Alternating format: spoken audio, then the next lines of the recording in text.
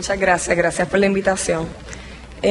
Quiero comenzar hablando un poco de por qué la importancia de trabajar este tema de cáncer. Pues como dijo el compañero, no solamente el cáncer ya se ha convertido en la primera causa de muerte en Puerto Rico, sino que estudios recientes han documentado que el impacto de cáncer es bien oneroso en nuestro sistema en términos del impacto negativo que tiene en términos de pérdida de productividad laboral a causa de muertes prematuras por cáncer. Además de eso, el trabajo que presentaron nuestros estudiantes en la sesión de carteles al mediodía documenta que actualmente en Puerto Rico hay más de 60.000 personas que son sobrevivientes de cáncer viviendo en nuestra población, y sabemos que los sobrevivientes de cáncer son personas que tienen unas necesidades particulares de salud que nuestro sistema de salud tiene que estar preparado para poder atenderlas. Y así podría traer muchos más ejemplos de la importancia de cáncer en nuestra sociedad como enfermedad y el impacto negativo que tiene.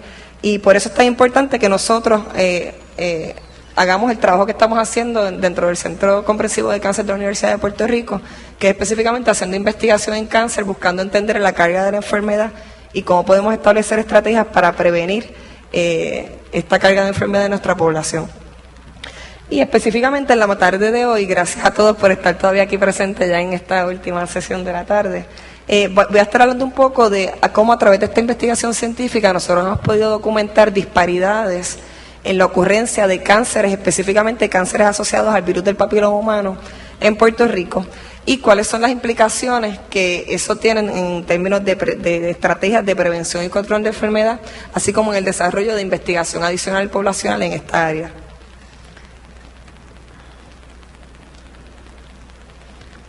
De manera introductoria, voy a resumir un poco esta sección. Les quiero hablar un poco sobre lo que es el virus del papiloma humano. Esto es un virus de transmisión sexual sumamente común. Se estima que 8 de cada 10 personas sexualmente activas en algún momento de su vida han estado infectados con este virus, pero esto es un virus que nuestro cuerpo tiene la capacidad de eliminarlo de manera natural en la mayoría de los casos.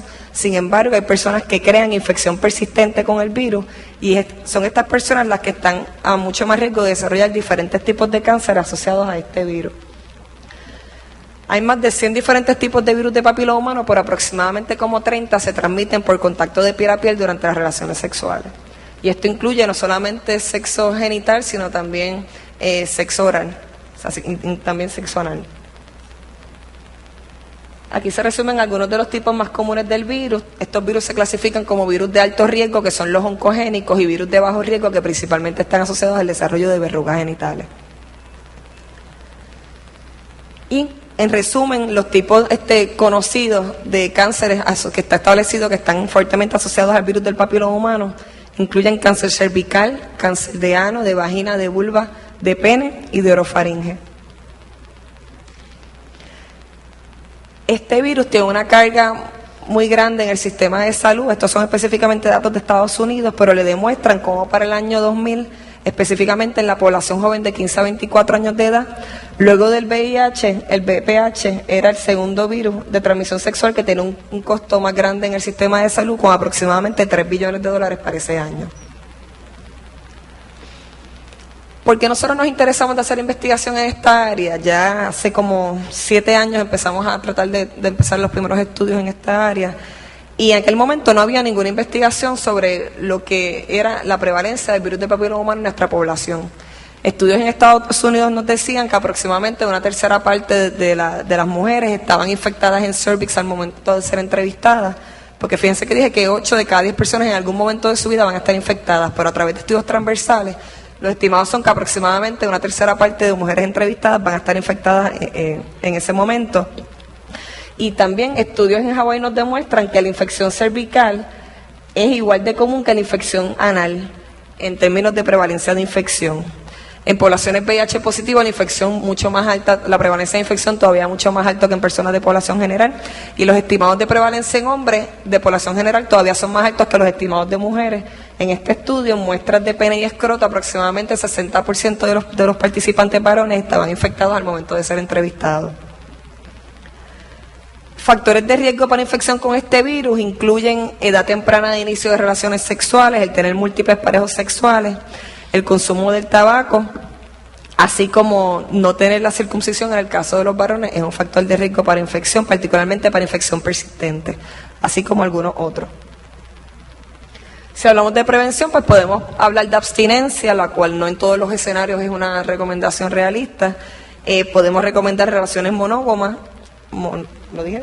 Bueno, me entendieron. El uso del condón y la vacunación, que actualmente ya tenemos vacunas para prevenir infección con ciertos tipos de virus del papiloma humano.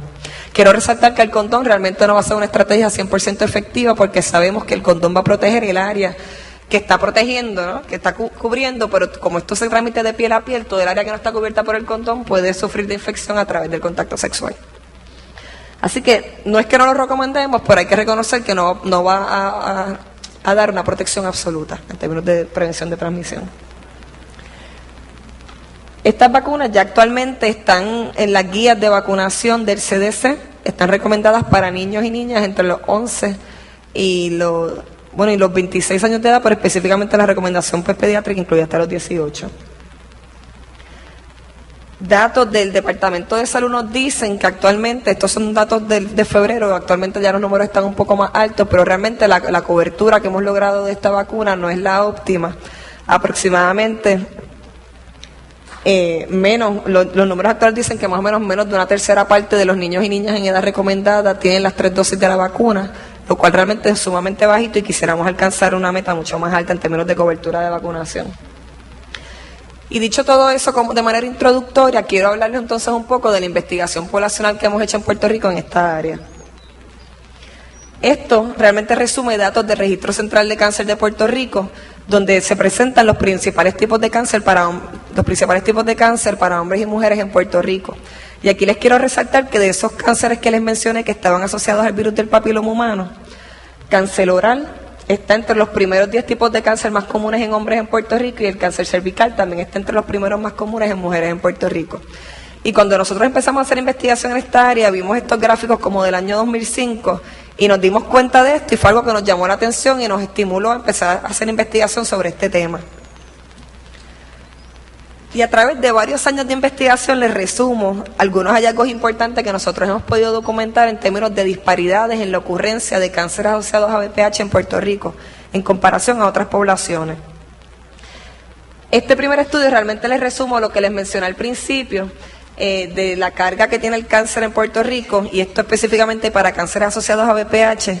Para el año 2004 se estimó que el impacto de los cánceres asociados a VPH en Puerto Rico era aproximadamente el 7.5% de todos los gastos por pérdida de productividad laboral en Puerto Rico, lo cual representaba aproximadamente para ese año una pérdida de productividad laboral de 5 millones, que representaba $5 millones a nuestro sistema. En términos de las disparidades, nosotros sabemos que la ocurrencia de cáncer cervical en Puerto Rico es más alta que la ocurrencia de este cáncer en las poblaciones blancas no hispanas en los Estados Unidos.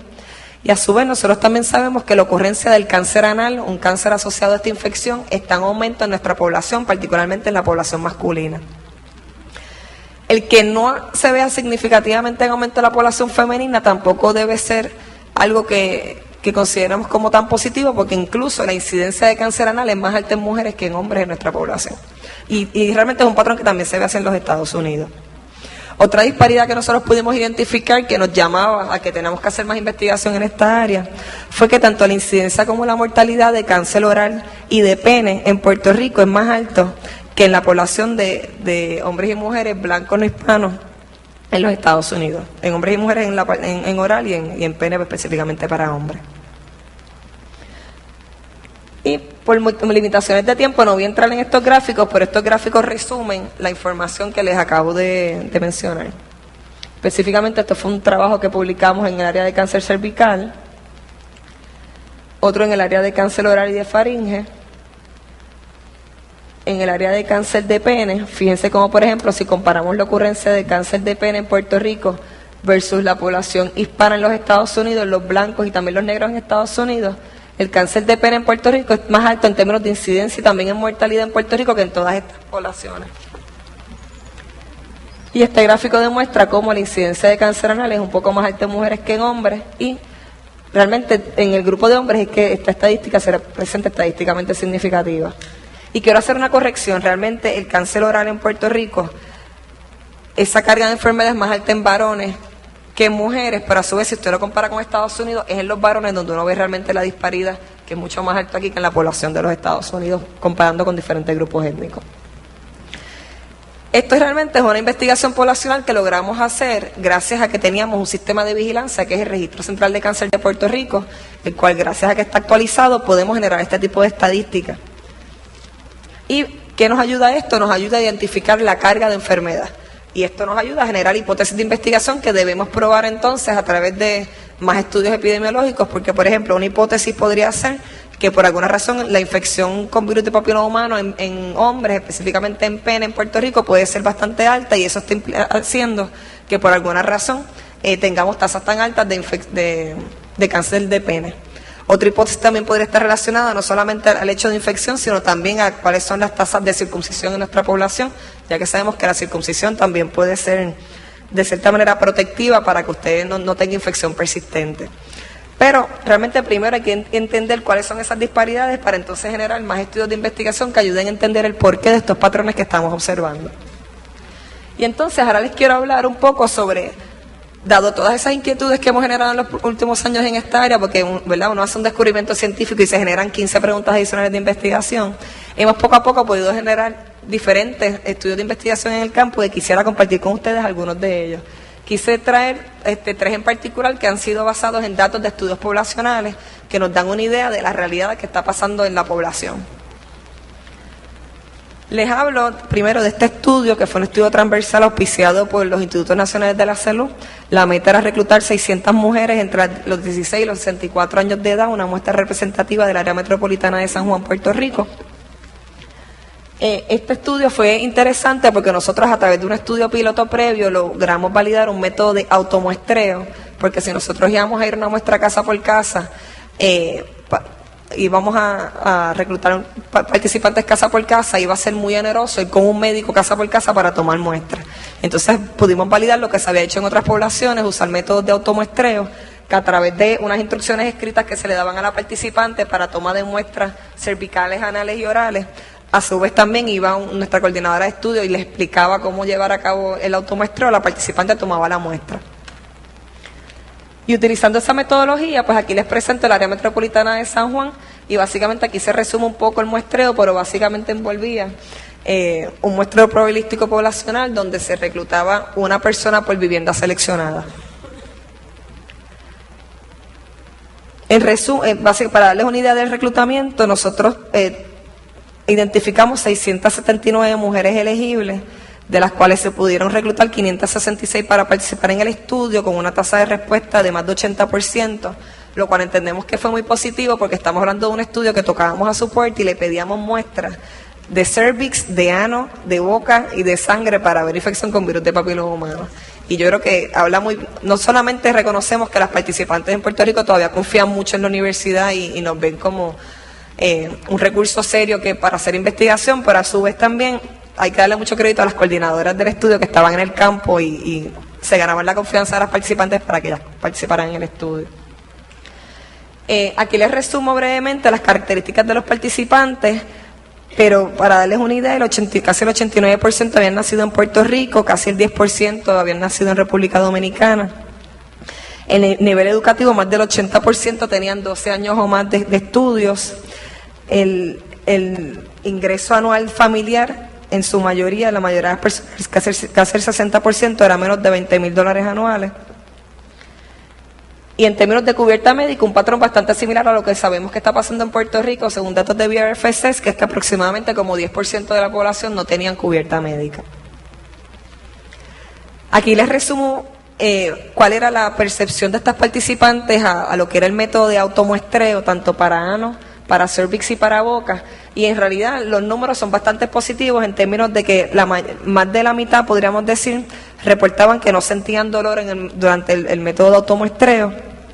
La mayoría, casi el 100%, decían entender las instrucciones que se les dieron para tomar la muestra. Cerca de la mitad, o un poco más de la mitad, decían que se sentían cómodos con ese método y casi más del 60% reportaron que preferían el automuestreo versus que el médico les tomara la muestra. Y todo eso, estos son datos importantes a analizar porque esto tiene implicaciones en términos de cernimiento hacia un futuro si queremos establecer estrategias noveles de cernimiento para virus de papiloma humano. Aquí les resumo, y son el primer grupo que ha visto ya estos datos finales, la prevalencia de infección de virus de papiloma humano que pudimos identificar en este estudio. Básicamente, la suma de estos 2%, más del 40, casi el 40% de las participantes estaban infectadas con algún tipo de VPH en ano al momento de ser entrevistadas. También un poco menos del 40 estaban infectadas también en cervix al momento de ser entrevistadas, lo que les documenta lo que les había comparado con Estados Unidos. O sea, que esta infección con este virus es sumamente común porque es un estudio transversal que hoy tocamos a su puerta y aproximadamente el 40% de los participantes estaban infectados en cervix o en ano al momento de ser entrevistadas. No estamos diciendo que todas estas personas van a desarrollar cáncer, estamos hablando de que la infección persistente es lo que puede desarrollar ese cáncer, pero todavía hay mucha discusión de cuáles son los factores que influencian el que usted desarrolle una infección persistente. Y por eso es que tenemos que, igual de todas maneras, además de esta investigación que hagamos, tenemos que seguir promoviendo intervenciones que ayuden a promover la vacunación y aumentar la cobertura de esta vacuna. Aquí les demuestro la distribución tan amplia de tipos de HPV que nosotros pudimos identificar. Las vacunas en el mercado actualmente, una protege para 2 tipos y otra protege para 4, pero miren cómo la distribución de tipos es tan amplia en la población.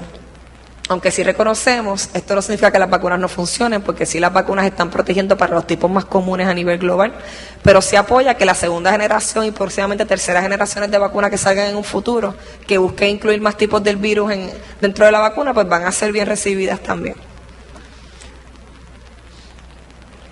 Esto era uno de los objetivos de nuestro estudio y era buscar entender cuál era la asociación entre infección anal e infección cervical, y básicamente esto les demuestra que tanto overall como para tipos oncogénicos y no oncogénicos, las mujeres con infección anal eran mucho más dadas a tener la infección también en cervix.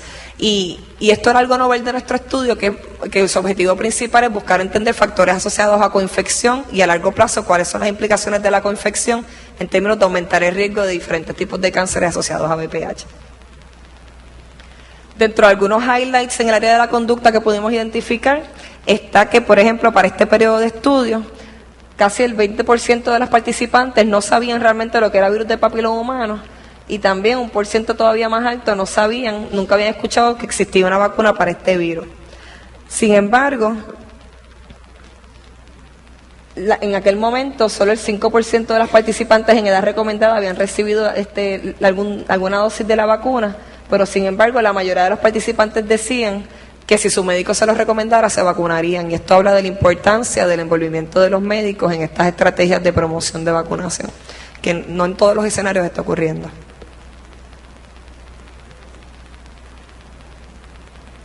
Ahora les quiero hablar de un segundo estudio, también un estudio poblacional que nos está generando nos ha generado mucha información sobre, específicamente en este caso, sobre conductas relacionadas al virus de papiloma humano entre la población adolescente de Puerto Rico. Estos son datos del estudio Consulta Juvenil, que es un estudio que muchos de ustedes deben conocer. Básicamente es un estudio transversal que se hace periódicamente en Puerto Rico, que recluta una muestra representativa de estudiantes de escuelas públicas y privadas en Puerto Rico entre 7º grado a 4º año de escuela superior. Para este periodo de análisis se reclutaron más de 10.000 estudiantes, y nosotros logramos, con una colaboración con el estudio de Consulta Juvenil, añadir algunas preguntas en el área de virus de papiloma humano. No tomamos muestras de los participantes, pero sí pudimos usar información autorreportada. Y básicamente de estos participantes, aquí presentando los datos por sexo, vemos cómo la prevalencia de vacunación relativamente bastante baja en estos grupos, un poco más alta en niñas que en varones. En términos de que habían recibido información tanto del virus como de la vacuna, los números eran más altos, pero también vemos ese desfase de que hay más educación. Las niñas han recibido más educación que los varones. Cuando estratificamos los datos por grupo de edad, vemos a su vez cómo la vacunación ha sido un poco más alta en los grupos de un poco mayor edad, y también en términos de recibir conocimiento, los de mayor edad han recibido un poco más información sobre estos temas. ¿Por qué esto es importante? Porque según Consulta Juvenil, casi el 30% de estos muchachos que se entrevistaron ya han llevado a cabo actividad sexual. Y por eso, cuando entramos en la discusión de porque estas vacunas actualmente están recomendadas idealmente para niños y niñas entre los 11 y los 12 años de edad. Y cuando entramos en las discusiones entonces de que no podemos estar vacunando a estos niños porque estamos promoviendo actividad sexual, la realidad es que los niños van a entrar en actividad sexual independientemente de que usted le haya dado o no una vacuna. Y no son todos los que están entrando en actividad sexual, pero tenemos aquí un grupo que, si no vacunamos en las edades recomendadas, probablemente cuando decidamos vacunar, tal vez ya va a ser muy tarde, porque aunque si una persona ya empezó actividad sexual, usted igual puede administrar la vacuna. Sabemos que idealmente la vacuna va a ser más efectiva si la persona es naïf a los virus del tipo que están incluidos, a los tipos del virus que están incluidos en la vacuna. Algunos factores interesantes que se vieron asociados a haber estado vacunado para el virus del papiloma humano en este estudio, les resalto algunos que para mí son muy interesantes. Se incluía el que el niño viviera con ambos padres, que yo creo que da una idea como de family cohesiveness, como que hay una unidad familiar que tal vez está apoyando estas iniciativas de salud pública. El nivel educativo de la madre, niños que la madre tenía un nivel educativo mayor eran más dados a ser vacunados. Y que los niños hubiesen recibido otras vacunas también estaba positivamente asociado a que usted también hubiese recibido la vacuna del virus del papiloma humano. Por último, les presento un estudio poblacional que hemos realizado recientemente, que todavía está en proceso, pero les quiero presentar algunos datos. Este estudio busca proyectar el impacto potencial en términos de salud pública que tendría la vacunación del virus del papiloma humano, especialmente si utilizamos la vacuna tetravalente que protege para 4 tipos del virus. Usamos un modelo matemático que ya había sido utilizado por otros investigadores y lo adaptamos para Puerto Rico. Este modelo toma en consideración factores demográficos de nuestra población, patrones de conducta sexual, así como dinámica de transmisión del virus. Y en resumen, lo que quisimos modelar fueron 2 escenarios diferentes. ¿Cuál sería el impacto en términos de salud pública si nosotros lográramos una cobertura parecida a la que teníamos cuando empezamos el estudio, que era como el 16% de los adolescentes vacunados con las 3 dosis? Versus si tuviéramos una cobertura de 75%, que sería una meta ideal a alcanzar. Y específicamente el modelo aplicándolo si vacunáramos los niños y niñas de 11 a 18 años de edad. Pues aquí les resumo algunos de los resultados. Estos serían el estimado en términos de la incidencia de cáncer cervical en mujeres en Puerto Rico en un periodo de 100 años. Esta línea recta básicamente nos dice si no hiciéramos ninguna estrategia de vacunación, simplemente hiciéramos las estrategias actuales de cernimiento que básicamente envuelven el Papá Nicolau.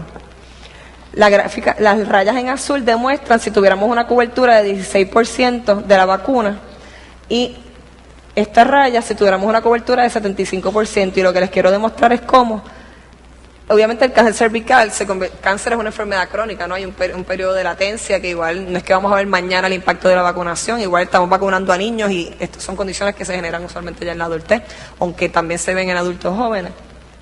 Pero lo que esperaríamos, ¿no? Si nosotros logramos tasas más altas de vacunación, el impacto que veríamos sería mucho más grande y mucho más acelerado.